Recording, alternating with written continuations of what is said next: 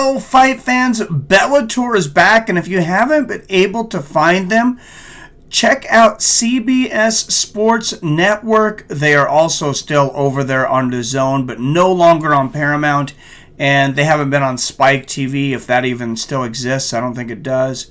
For quite some time. Make sure and hit that like button. Don't forget to subscribe if you're not already, if you like everything boxing, MMA, that sort of thing, and ring the bell so you're notified whenever I drop a new video or go live like this Thursday for Bellator on a new night on a Thursday night.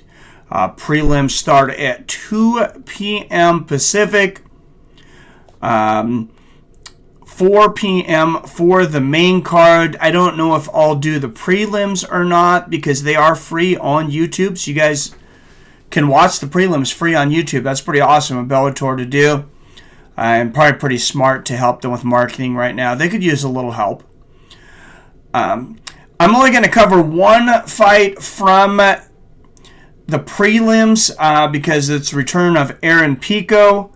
It's listed as a premium fight, or excuse me, a prelim fight at the moment. I don't think that's what it's going to be. Aaron Pico, 6-3. He's on a 2-fight win streak.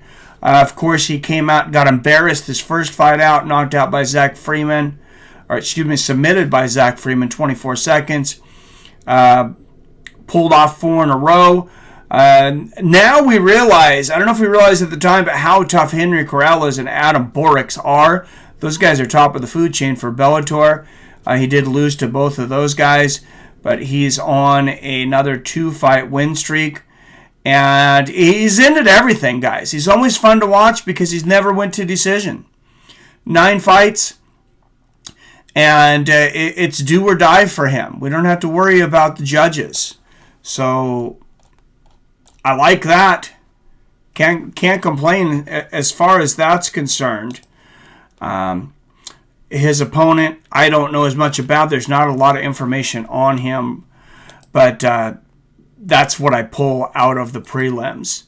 Let's start with the 3 spot in Bellator. I'm sure Aaron Pico will be moved up to the main card, and they'll move at least one more fight because they'll have, I think, at least 5 fights on the main card unless there's just really some injuries or virus issues. Feature bout in the 3 spot. This is a great one. 2 undefeated fighters, Yaroslav Amosov and Logan Storley. Logan Storley, let's check him out first. 11-0, and in his last 6 fights there in Bellator, he's got some wins against some pretty good guys. Check out this dude, Yoquan Buckley. Remember him over there? He's in the UFC now. He's the one who just had that highlight reel flying kick knockout. But he's got a victory against him. Unanimous decision. Ion Pascal. A few names on here. But let's look at his opponent, who has a very impressive resume, especially in Bellator. 24-0, guys. 19 finishes. He's got 10 submissions, 9 TKOs, KO or TKO, 1 no contest. In his 5 fights in Bellator, he's already defeated Gerald Harris, who is a hell of a wrestler. Eric Silva. Remember, he had a pretty good stint there for a while in the UFC before he fell off. David Rickles, this guy used to be like Mr. Bellator, the caveman. David Rickles, not as good as he once was, but still a great feather to have in your cap. Ed Ruth, that's where he really got on the radar as far as Bellator. He was not supposed to win that fight. Ed Ruth, very good grappling, very good skills everywhere. And a lot of people think he's the future of that division, or a former champion. But not that night. That night he ran into Yaroslav Amosov and, got cremated. I'm going to take Yaroslav Amosov. I think he gets it done. I think he gets the finish against an undefeated Logan Storley, and I'm going to say he does it late second round or early third round. This is a rematch from 2016, Daniel Weichel versus Emmanuel Sanchez. It was a great fight the first time around. Daniel Weichel got the decision, a close split decision, a bit of a controversy around that, and it's really been a tale of two fighters since that fight for both of these guys. Let's look at Daniel Weichel, the winner first. First, let's look at 40 wins, 22 submissions. That is incredibly impressive. 5 knockouts in his 40 wins. He's been submitted, been knocked out a few times. But let's go to his record recently in Bellator. And you go back, there it is. If you see it, I highlight there. July 22nd of 2016. That was the Emmanuel Sanchez fight. Since then, he's went just 3-2 losses to Patricio Pitbull. I mean, no shame in that. And to Gayotti Yumiachi. This guy's in a lot of split decisions. It just says decision on a lot of these, but let you guys know, the Pitbull fight was a split decision. The Gayotti fight was a split decision. The Emmanuel Sanchez fight was a split decision. I think there's even one more in there when I was looking up his record on SureDog. Emmanuel Sanchez says he really thinks that he won that fight, but he's really acted like he won that fight. Maybe it lit a fire under him after that fight, because he's been a different fighter since then. Look, went on a 4-fight win streak. Then he lost, like everybody does, pretty much, to Patricio Pitbull. Wins 2 more in a row. 6 out of 7, including wins over Daniel Strauss, and defeated for the first time Taiwan Claxton. Submitted Taiwan Claxton, which is a huge feather in his cap. I think Emmanuel Sanchez, I think that fire burns to defeat Daniel Weichel. I think he's been bitter ever since it happened. I think we've seen that, what he's been doing the last 4 years.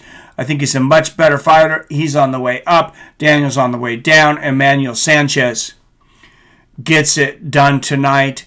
And I'm going to say that in this Featherweight Grand Prix quarterfinal, I think he finishes it. Third round stoppage for Emmanuel Sanchez. That takes us to the main event of the evening. Man, what an exciting quarterfinal fight. The champion, Patricio Pitbull, who is defending his belt in every round of this tournament, taking on PEDRO Carvalho. 11-3, PEDRO Carvalho. Let's check out first what he's done in Bellator. Last 4 fights in Bellator. Submission over Luca Vitali. TKO. You knock out Derek Campos. You got power. You are for real. Former UFC fat Derek Campos. And then his next fight out, he submits UFC veteran Sam Cecilia. So big fights in the feathers in the cap of PEDRO Carvalho. But Patricio Pitbull, this dude is on another level. 30-4 as a professional, 10 knockouts, 11 submissions. This guy does not know how to back down. 34 fights, been stopped just once. And that was actually against Benson Henderson back in 2016. Since then, he's been on a tear. 5 wins in a row. Daniel Strauss, Daniel Weichel, Emmanuel Sanchez submitted Strauss, knocked out Michael Chandler in the first round. My goodness, who does that? Obviously nobody. And then a good win over Juan Archuleta. I mean, this guy is a legit champion, and you can see the progress in his game here. Loses a decision to Daniel Strauss back in 2015. Comes back 2 years later. Submits Daniel Strauss pretty easily, actually, in the rematch in 2015. Pat Curran, Diego Nunez. I mean, he's got some names. He's been around for a little while, but I think he is the best he has ever been. I think he's better than Michael Chandler, and he does have that first-round knockout over Michael Chandler. I wouldn't be surprised to see him go into the UFC when his new contract comes up.